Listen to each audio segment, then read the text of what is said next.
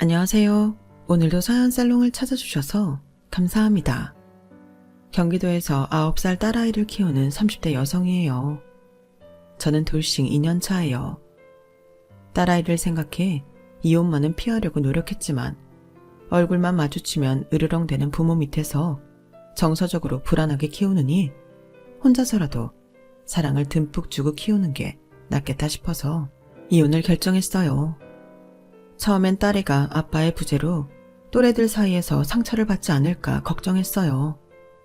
하지만 그런 걱정이 무색할 정도로 딸아이가 잘 자라주어서 얼마나 다행인지 몰라요.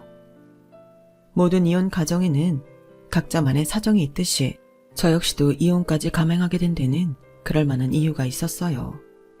사사건건 명문대 출신의 집안 좋은 동서랑 저를 비교하는 남편 때문이었죠.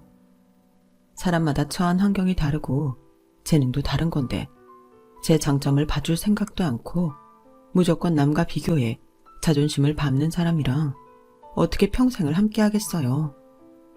남편은 내 편이 아닌 남의 편이라는 말이 현실이 되자 저도 더는 이 남자를 믿고 살 수 없겠더라고요. 거기다 시댁 식구들까지 저와 제 친정을 무시하니 어쩌겠어요. 중이 절이 싫으면 짐 싸서 제 발로 나오는 수밖에요. 저는 경기도 송탄에서 나고 자라 대학도 경기권에서 나왔어요. 저희 부모님은 미군 부대 근처에서 식당을 하셔서 어릴 때부터 생활형 영어를 배우고 자랐어요.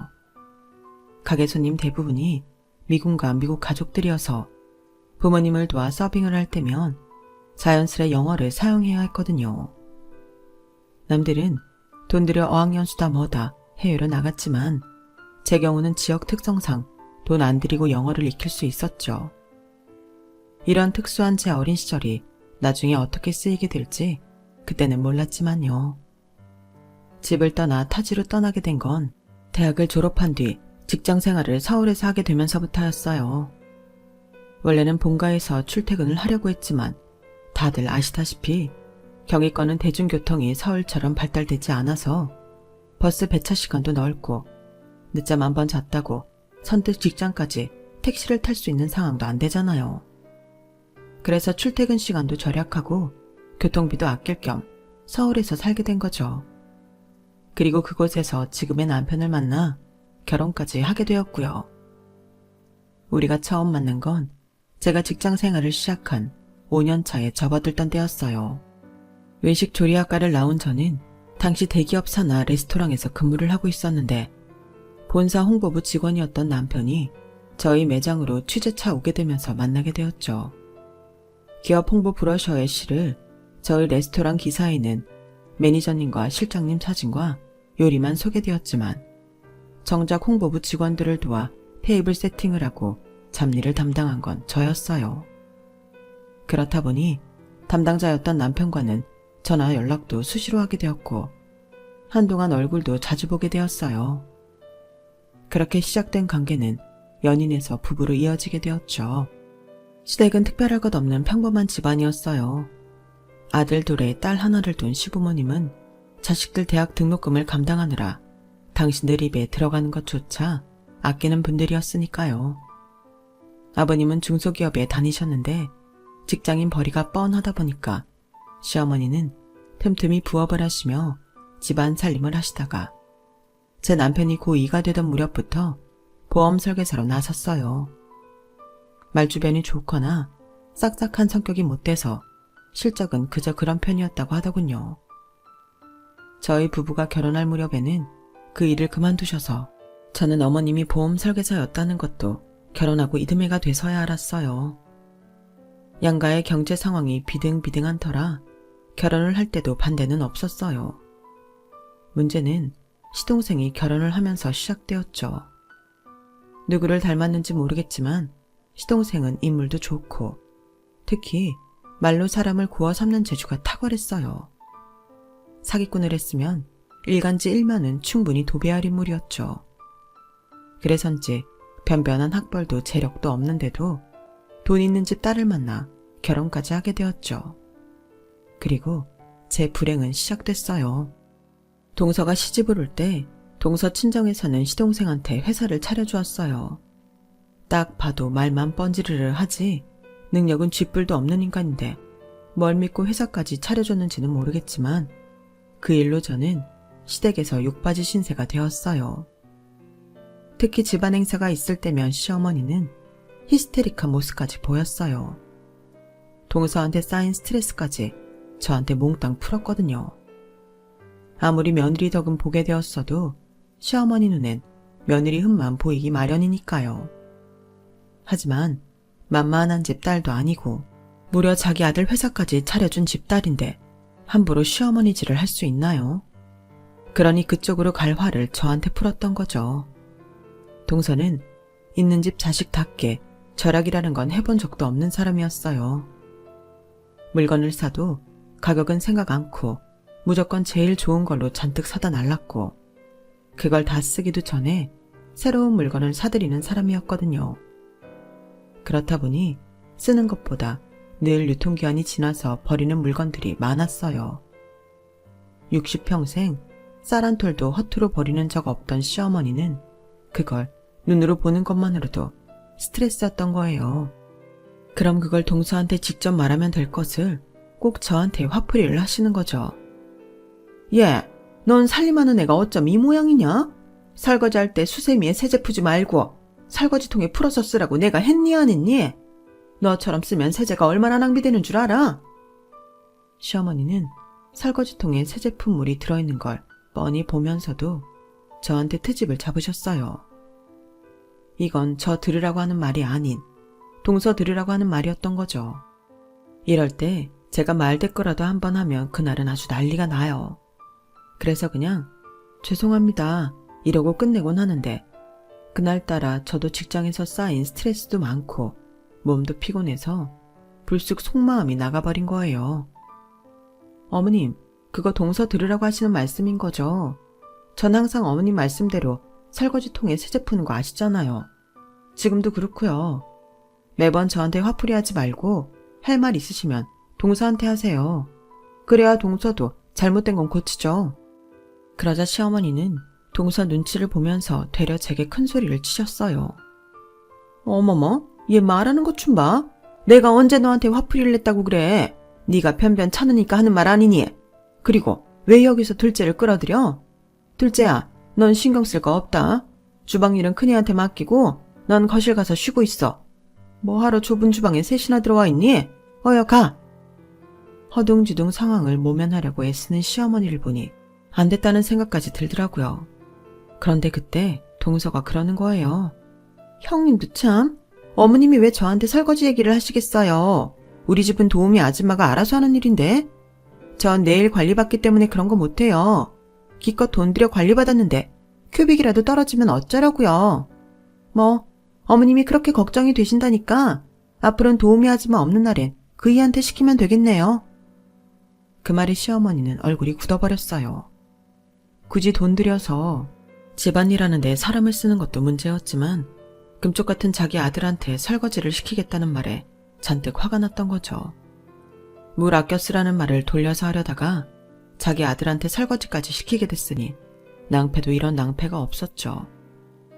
그날 이후 시어머니는 동서 앞에서 주방일에 대한 말을 이런 방구도 하지 않았어요.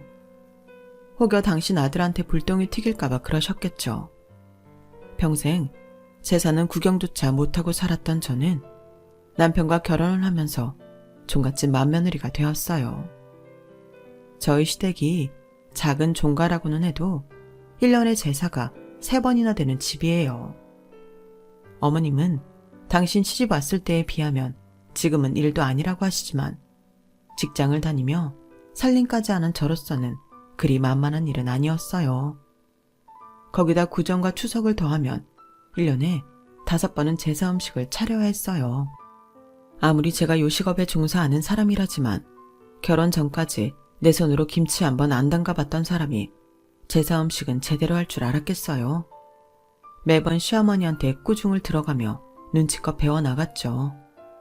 어머님도 처음엔 제사며 명절일이 손에 익지 않아 시행착오도 많았을 텐데도 개구리 올챙이적 생각 못한다고 늘 저한테 타박을 하셨어요. 하나씩 가르쳐 주시면 곧장 따라할 텐데도 굳이 제 자존심을 팍팍 긁으면서 말이에요. 네 내 친정은 도대체 어떻게 하고 살았길래 넌 이런 기본적인 것도 할 줄 모르니? 내가 네 담임선생도 아닌데 허구한 날 하나부터 열까지 다 가르쳐야겠니? 아, 속 터져서 원. 툭하면 제 친정을 들먹이며 비아냥거리시는데 그럴 때마다 내가 왜 이런 집에 시집와 이딴 소리를 듣고 있을까?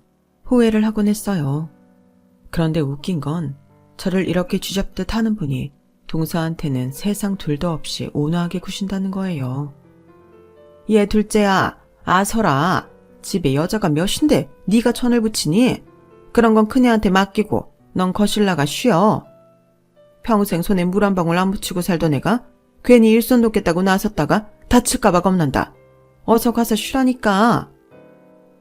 똑같은 며느리인데도 동서한테는 어찌나 살갑게 대해주시는지 서운하다 못해 눈물이 다 날 지경이었어요. 그런데 제 편을 들어줘도 시원찮을 제 남편마저 동서만 싸고 들지 뭐예요. 그래요, 재수씨. 재수씨한테는 이런 일 안 어울려요. 이런 건 우리 집사람한테 맡기고 재수씨는 나와서 TV나 보세요. 일도 하던 사람이 해야지 안 하던 사람이 하면 탈나요. 아, 당신 뭐해? 후딱 끝내고 치우지 않고. 전문가라는 사람이 무슨 전을 하루 종일 붙여? 당신이 게으름 피우니까 괜히 재수씨까지 불편해하잖아. 와, 진짜 저 주둥이에 주먹을 쳐넣고 싶은 걸 꾹 참았네요.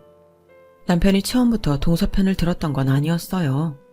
신혼 초만 해도 남편은 저한테 정말 잘했거든요. 하지만 돈 앞에 장사 없다고 시동생이 처가 덕에 사업도 시작하고 대표 소리 들어가며 떵떵거리고 사는 걸 보면서 조금씩 변해가더군요. 아, 성민이 자식 이번에 또 차 바꿨더라. 지 처가에서 바꿔줬대. 그 자식은 전생에 나라를 몇 개나 구했길래 돈 많은 처가 얻어 외제차까지 끌고 사나 몰라. 내가 그 자식보다 공부도 더 잘하고 대학도 더 좋은 데 나왔는데 말이야. 이래서 남자는 장가를 잘 가야 하나 봐. 아, 부럽다. 처음엔 그저 부러워하는 정도였는데 시간이 지나자 부러움은 질투로 변했고 질투는 저에 대한 미움으로 바뀌었어요. 야, 차도 막히는데 꼭 니네 친정까지 가야 하냐? 명절 때만이라도 나도 좀 쉬자. 이번 설에는 그냥 걸으면 안 돼? 자기 정말 웃긴다. 난 명절이며 제사며 꼬박꼬박 당신 집에 가서 종처럼 일하는데 자기는 고작 1년에 2번 처가에 얼굴 비추는 것도 힘들다고 그래? 그렇다고 자기가 우리 집에 가서 일을 하는 것도 아니잖아. 차려주는 밥 얻어먹고 TV 좀 보다가 오는 거면서 그것도 하기 싫다고 이러는 건 정말 너무한 거 아니야? 야, 서울에서 송탄까지 운전하는 건 쉬운 줄 아냐? 경차 끌고 거기까지 가려면 내가 얼마나 피곤한지 네가 아냐고. 누구처럼 외제차 한 대 뽑아주고 이러면 나도 못 가겠다는 소리는 안 하지. 솔직히 우리나라에 돈 있는 처가 얻어서 외제차 끌고 다니는 사람이 몇이나 되겠어요. 그런데도 남편은 마치 남들 다 받고 사는 거 자기만 못난 처가 만나 고생하는 것처럼 늘 타박이었죠. 그러다 제가 출산을 하고 일을 쉬게 되면서는 아주 당연하다는 듯 제 친정엔 발길을 끊었어요. 그렇게 몇 년이 지나는 동안 명절에 친정을 찾는 건 저와 제 딸아이뿐이었어요. 그러다 친정엄마 환갑을 맞아 이번만큼은 남편도 함께 가야 할 것 같아서 함께 가자고 말을 했더니 대뜸 화를 내지 뭐예요. 돈도 내가 버는데 내 손으로 운전해서 니네 집까지 가자고? 싫어. 난 못해. 그렇게 친정 부모 보고 싶으면 너 혼자 가. 돈도 못 버는 주제에 어디서 날 기사 취급하려 들어? 자기 진짜 말 이상하게 한다. 내가 일하기 싫어서 일 그만뒀니? 애를 봐야 하니까 그런 거 당신도 알잖아. 어떻게 매번 말을 그렇게 해? 그렇게 혼자 돈 버는 게 심통나면 당신이 육아해. 내가 나가서 돈 벌어올 테니까. 다른 날도 아니고 저희 엄마 환갑이라서 친정에 내려가 밥 한 끼 하자는 건데도 이 난리를 피우더라고요. 한참 말다툼을 하다가 이런 인간 끌고 가서 좋은 날 기분 잡치느니 차라리 나 혼자 가는 게 낫겠다 싶어서 애를 들쳐안고 집을 나서려는데 남편이 그러는 거예요. 야, 너 혹시 내 돈으로 네 친정에 돈 봉투 주려는 건 아니지? 표정 보니 내 말이 맞나 보네. 그럼 엄마 환갑인데 빈손으로 가? 자기 부모님 환갑 때 한 만큼만 넣었으니까 걱정 마. 뭐? 그럼 100만 원이나 드린다는 거야? 너 미쳤냐? 니네 집에서 나한테 해준 게 뭐 있다고 그 돈을 줘? 완전 날강도가 따로 없네. 남편의 말에 놀란 건 저였어요. 분명 어머니 환갑 때 저희가 드린 돈은 50만 원이었거든요. 그때는 제가 일을 쉬기 전이라서 제 월급 통장에서 현금을 뽑았기 때문에 똑똑히 기억하고 있어요. 그런데 100만 원이나 드렸다니 어이가 없었죠. 당신, 나 몰래 어머님 환갑 때 돈 더 드렸어? 나한텐 50만 원 했다고 했잖아. 그제야 남편은 제 입으로 비밀을 털어놓았다는 걸 알았는지 입을 꾹 다물더라고요. 이 남자 진짜 웃기는 인간이네. 자기 부모한테는 100만 원이나 드려놓고 장모 환갑엔 입 싹 닦으려고 그랬니? 네 부모한테 드린 돈 절반밖에 안 되는 50만 원 쓰는 것도 아깝다고 이 난리냐고. 난 너랑 결혼해서 이날 이때까지 니네 집 제사에 시부모 생신, 명절까지 몸이 부서져라 일하고도 매번 돈까지 들였는데 넌 사위 노릇도 제대로 안 하면서 네 돈 쓴다고 타박이냐고. 툭하면 동서네랑 비교하면서 우리 집 무시하는데 자긴 그럴 자격도 없어. 적어도 네 동생은 처가에서 받은 만큼 그 집에 하는 것도 있으니까. 근데 자기는 어때? 아무것도 안 하면서 받기만 바라잖아. 자기는 우리 집이 아니라 동선의 집에 장가를 갔어도 대접받고 살긴 그런 인간이야. 가는 게 있어야 오는 것도 있는 거라고. 저는 딸아이를 끌어안고 집을 나섰어요. 2시간 넘게 전철을 갈아타고 친정으로 향하는 내내 저는 속으로 울었어요. 커다란 눈을 말똥거리며 저를 올려다보고 있는 딸아이 때문에 차마 눈물을 흘릴 수 없었거든요. 그날 친정에서 엄마 환갑연을 마치고 돌아온 저는 다시 일을 하기로 결심했어요. 어린 딸애한테는 미안하지만 제 손으로 돈을 벌어야 지금보다 당당하게 살 수 있을 것 같았거든요. 어린 딸을 어린이집에 맡기고 돌아서는 건 매일 아침 지옥을 맛보는 것처럼 제겐 힘든 일이었어요. 다행히 어린이집 선생님들이 저처럼 일하는 엄마들 마음을 잘 헤아려 주셔서 조금이나마 마음을 놓고 일을 할 수 있었죠. 제가 들어간 곳은 대기업에 다니다 은퇴 후 제2의 삶을 시작한 60대 사장님이 하는 파스타 가게였어요. 규모도 작고 주택가에 위치한 곳이라 아는 사람들만 찾는 가게였죠. 사장님 부모님이 사시던 2층짜리 단독주택을 개조해 만든 가게라서 레스토랑이라는 느낌보다는 8, 90년대 중산층 가정 같은 분위기였어요. 거기다 사장님이 30여 년간 해외 출장을 다니면서 사모은 아기자기한 소품들이 더해져서 내부는 이국적인 분위기가 났어요. 이런 분위기 탓인지 주 고객은 30, 40대 여성들이었어요. 손님 중에는 아이들을 유치원이나 학교에 보내고 애들 친구 엄마끼리 모여 식사를 하는 학부형들도 있었는데 가끔 사장님을 통해 아이 생일 캐터링을 의뢰하는 일도 많았어요. 처음엔 거절을 했었는데 하루는 사장님이 그러시더라고요. 앉아서 손님을 기다리는 식당도 필요하지만 손님을 찾아가는 식당도 괜찮지 않을까 해요. 시대가 변하면 식당도 변해야죠. 그래서 말인데, 나경씨, 본격적으로 캐터링 사업 해볼 생각 없어요? 내가 이래봬도 영업적으로 잔뼈가 굵은 사람이라 나경씨가 하겠다고 하면 영업 쪽은 내가 뚫을 수 있을 것 같은데 말이에요. 일전에 나경씨가 점심밥으로 만들어준 버거랑 나초를 먹어보니 상품성이 있어 보였거든요. 어때요? 생각 있어요? 뜻밖의 제안이라서 그 자리에서 바로 대답을 해드릴 수는 없었어요. 그래서 일단 생각을 해보겠다고 말씀드렸죠. 사장님 밑에서 일한 지 3년 가까이 되었지만 한 번도 급여가 밀리거나 주방 일에 참견을 하신 적은 없었어요. 어디까지나 주방은 전적으로 저한테 맡기고 계시단 게 느껴질 정도였죠. 각자의 파트에서 최선을 다하자는 게 사장님 지론이었으니까요. 이런 사람 밑에서 일하는 거라면 레스토랑이든 캐터링 사업이든 믿고 따를 만하다 싶었어요. 게다가 일방적인 고용 형태가 아닌 수익을 나누는 동업 형태였기에 잘만 되면 지금과는 비교도 안 될 만큼의 수익을 얻을 수 있었죠. 다만 잘 안 됐을 경우 매달 벌어들이던 고정 수입이 위태로워진다는 점도 간과할 수 없었어요. 그래서 망설이고 있는데 그런 상황에 남편이 제 등을 떠밀어주지 뭐해요. 역시 명문대 출신 재수씨는 달라. 이번에 예은이 강남에서 유명한 영어 유치원에 들어갔다더라고. 거기 들어가려면 몇 년 전부터 대기를 타야 한다던데 정말 대단하지 않아? 이래서 배운 여자가 애 교육도 잘 시킨다고 하는 거야. 당신은 대학도 지잡대 나오더니 애도 지잡 유치원에 보내잖아. 당신 무슨 말을 그렇게 해? 지잡 유치원이라니. 그리고 여기로 이사 오자고 한 건 당신이야? 당신도 나도 직장 생활하는 입장에 집에서 가까운 유치원 보내는 건 당연한 거 아니야? 야, 내가 달래 여기로 이사 오자고 했냐? 가진 돈이 없으니 서울에선 집을 살 수가 없으니까 그런 거지. 말이 났으니 말인데 니네 친정에서 돈 좀 보태줬더라면 우리가 여기로 이사 왔겠냐? 재수씨는 시집 올 때 자기 남편 회사도 차려주고 40평대 아파트까지 떡하니 혼수로 가져왔는데 너네 집에선 해준 게 뭐 있냐? 우리 신혼집 구할 때 돈 5천 보태준 거밖에 더 있어? 우리 집 살 때도 니네 친정에선 10원 한 장 안 보태놓곤 어디서 큰 소리야? 그러는 당신네는 도대체 뭘 얼마나 해줬어? 우리 집에선 5천이라도 대줬지. 당신 부모님은 아무것도 안 해주셨잖아. 집 사서 여기로 이사 올 때도 휴지 하나 안 사주셨어. 그런데 왜 매번 내 친정 탓만 하는 거냐고. 지나가는 사람을 붙잡고 물어봐.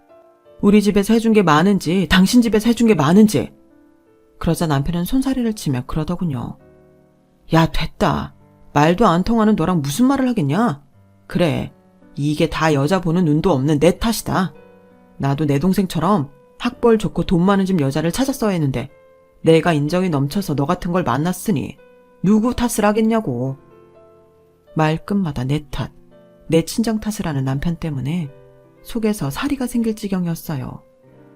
그래서 그때부터 마음속으로 이혼을 준비해야겠다 생각을 했죠. 그래서 사장님이 제의하신 캐터링 사업을 시작하기로 했어요. 남편한테는 비밀로 하고 친정 부모님께 말씀을 드렸더니 사업을 시작하려면 돈이 필요할 거라면서 그간 노후 자금으로 모아두신 돈을 주시더라고요. 아빠, 나 이 돈 필요 없어. 돈은 사장님이 대시기로 했으니까. 모르는 소리 마라. 시작부터 한쪽으로 기우는 동업은 나중에 가서는 꼭 문제가 되기 마련이다. 네가 아무리 열심히 몸으로 뛰면 뭐하냐? 서류상에는 돈 낸 사람, 안 낸 사람으로 구분되는데, 그러니까 이 돈은 우리가 너한테 투자하는 거라고 생각하고 사업 자금으로 써. 대신 계약서 쓸 때 확실히 투자 금액을 명시해야 한다. 동업이라는 게 형제끼리 해도 꼭 돈 때문에 문제가 발생하기 마련이니까. 그리고 이 돈을 넣어야 너도 부모 노후 생각해서라도 길을 쓰고 성공할 거 아니냐? 아빠는 기어이 제 손에 통장을 쥐어주셨어요. 그렇게 아빠가 주신 돈 덕분에 저는 사장님과 대등한 위치에서 사업을 시작할 수 있었어요.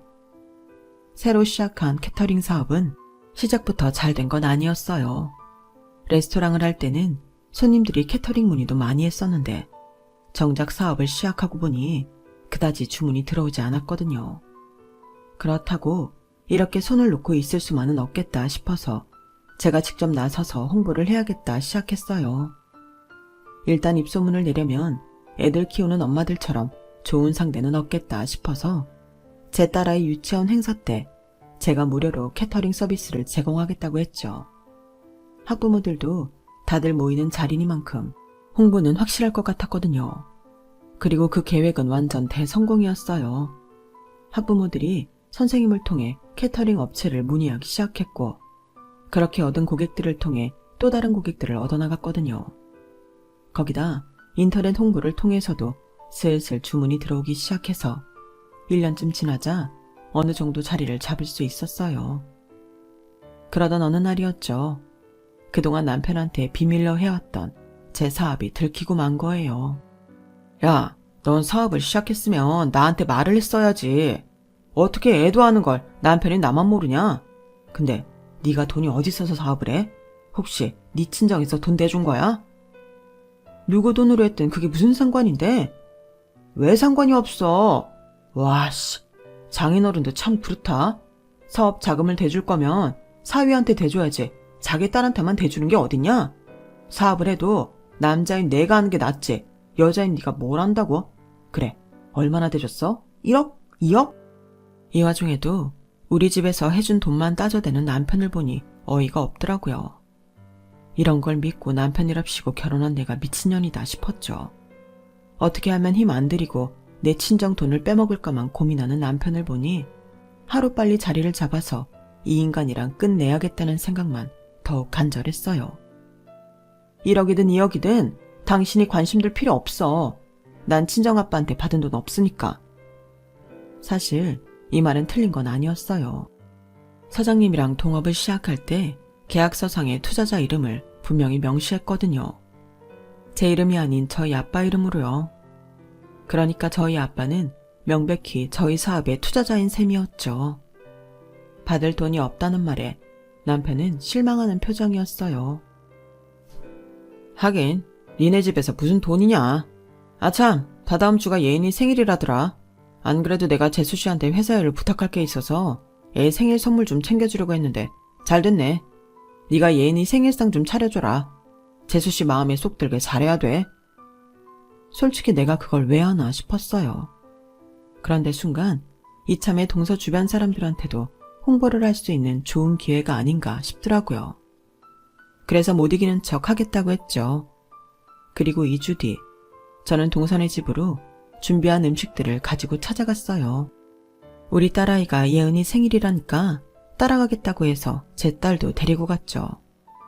제 딸과는 불과 3개월 차이라서 친구처럼 지내고 있었거든요. 그런데 동서가 제 딸을 보더니 대뜸 이러는 거예요. 어머, 유나도 올 줄은 몰랐는데? 오늘은 우리 예은이 유치원 친구들만 초대를 한 거라서 미안해서 어쩌니 유나야? 동서도 참 미안할 게 뭐 있어. 애들이야 금세 친해지는데. 내 말은 유나가 애들하고 말이 안 통할 거란 얘기죠. 다들 영어 유치원 출신이라 대화도 영어로 하거든요. 동서는 가소롭다는 표정으로 저희 모녀를 보며 말했어요. 순간 피가 거꾸로 솟는 것 같았지만 애 앞이라서 티를 낼 수는 없었어요. 그때였죠. 방에 있던 예은이가 나오더라고요. 예은이를 본 제 딸이 반갑게 달려갔어요. 예은이도 제 딸을 보자 무척 반가워하더라고요. 동서의 태도는 마음에 안 들었지만 그래도 애들끼리는 친해 보여서 그나마 다행이다 싶더라고요. 그래서 가져간 음식을 꺼내 세팅을 시작했어요.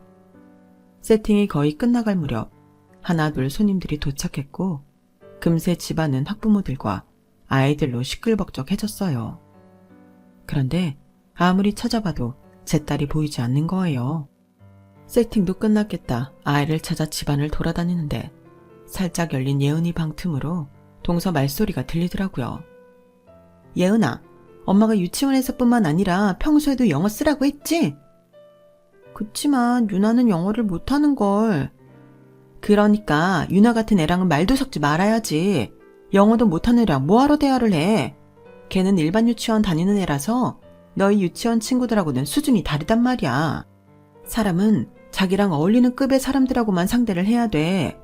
유나 엄마를 보면 몰라? 배운 게 없고 가난하니까 우리 집에 와서 가사 도우미처럼 음식이나 차려주고 있는 거잖아. 너도 아무나 하고 어울리면 나중에 커서 유나 엄마처럼 남의 집 일이나 하고 살게 돼. 그러면 좋겠어? 그 말을 듣는데 순간 다리에 힘이 풀려서 그만 그 자리에 주저앉고 말았어요. 자기가 그렇게 생각하는 건 어쩔 수 없지만 아직 6살밖에 안 된 아이한테 그런 식으로 말을 하다니 정말 지독히도 못된 사람이다 싶더라고요. 그 길로 저는 딸아이를 데리고 그 집을 나가려고 했어요. 그런데 현관까지 가기도 전에 웬 아이 엄마한테 붙들리고 말았죠. 어머? 처음 보는 얼굴인데 누구세요? 그러자 2층에서 막 달려 내려온 동서가 애 엄마를 향해 영어로 그러는 거예요. 제가 파티 때문에 부른 가사 도우미라고요. 염치 없이 일터에 애를 데리고 왔길래 그만 돌아가라고 했다고요. 그랬더니 그 말을 들은 애 엄마가 나와 우리 딸을 보더니 영어로 불쌍해서 어쩌나? 이러는 거 있죠. 정말 어이가 없어서 동서와 그 여자는 내가 그 말을 못 알아들을 줄 아는 모양인데 제가 토익 토플 같은 시험은 한 번도 안 봤지만 영어 회화는 지들만큼은 하거든요. 어릴 때부터 미군이랑 미국 가족들하고도 프리토킹을 해서 발음도 지들한테 절대 안 밀린다고요. 그래서 유창한 영어 실력으로 말해줬어요. 동서, 내가 왜 자기네 가사 도우미야? 손이 형님한테 이따위로 굴면 안 되지. 교양 없게 시리. 그리고 그쪽은 처음 뵙는 분인 것 같은데 함부로 상대를 동정하지 마세요. 내가 누군 줄 알고 당신이 날 동정해, 건방지게. 남을 동정할 시간이 있으면 그 거지 같은 영어 발음이나 어떻게 해봐요. 어디서 배웠길래 발음이 그 모양이야? 아무튼 예은이 생일 선물로 해온 음식은 맛있게 먹길 바래. 큰엄마가 돼서 조카한테 생일상 한 번은 차려줘야겠다 싶어서 해온 음식이니까. 그럼 나 가볼게. 제 말에 동서랑 애엄마는 눈을 번쩍 뜨고는 벙찐 표정으로 서 있었어요. 집으로 돌아오는 차 안에서 저는 손이 바들바들 떨릴 정도로 화가 나 있었어요. 그런데 제 딸애가 그러지 뭐예요. 엄마, 예은이 말이야. 안 됐어. 응? 예은이가 왜? 아까 보니까 친구들이 예은이랑은 놀아주지 않더라고. 그래서 내가 물었더니 예은이가 그러더라. 자기가 영어를 잘 못해서 친구들이 말을 안 시키는 거라고. 유치원에서도 자기만 영어를 잘 못해서 애들이 말도 안 시킨대. 그래서 유치원도 가기 싫대. 그 말을 들으니 애 키우는 입장이라 그런지 남의 일 같지 않더라고요. 엄마, 난 영어 유치원 안 다닐 거야. 우리 유치원에서는 러시아에서 온 친구도 있고 네팔에서 온 친구도 있지만 다 친하게 지내거든. 그런데 예은이네 유치원에서는 안 그런데. 친구들끼리도 영어 잘 못하면 친구 안 시켜준대. 그런데 엄마, 아까 작은 엄마한테 뭐라고 말한 거야? 엄마가 영어로 막 말했잖아. 아, 그거 예은이한테 생일 축하한다고 전해달라고 그랬어. 딸 얘기를 들어보니 예은이가 안 됐다는 생각이 들었지만 그러면서도 한편으로는 우리를 무시하던 동서를 생각하니 고소하다는 생각도 들었어요. 그리고 그날 밤 집에 돌아온 남편은 제게 욕설을 퍼부으며 난리를 쳤어요. 내가 재수씨한테 잘하라 그랬지. 도대체 당신이 무슨 짓을 벌였길래 재수씨가 그 난리를 쳐. 그리고 남의 애 생일잔치에 유나는 왜 데려가서 개쪽을 팔아. 다들 영어 유치원 다니는 애들이라 말도 안 통할 텐데 굳이 애한테 그런 꼴을 보여야겠어? 하긴 너부터가 그 사람들이랑은 말이 안 통할 텐데 애 걱정은 됐겠냐? 애미가 무식해서 괜한 자식만 고생이지. 암튼 내일 당장 재수씨 찾아가서 싹싹 빌어. 나 이번에 재수씨 처가 도움 못 받으면 회사 잘릴지 모르니까 어떻게든 재수씨 구워 삶으라고. 그 말을 듣는데 이 인간과는 여기서 끝이구나 싶었어요. 그래서 그간 마음에 담아두었던 모진 말을 깔끔하게 쏟아 부어주었죠. 놀고 자빠졌네. 야, 넌 그 여자가 네 딸을 두고 뭐라고 했는지 알고나 그러니? 예은이한테 그러더라.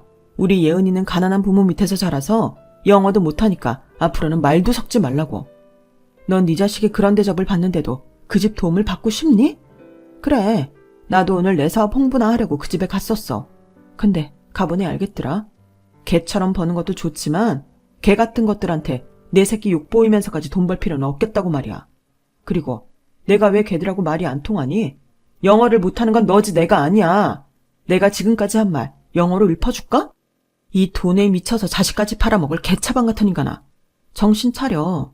제정신 박힌 사람이라면 너 믿고 투자 안 해.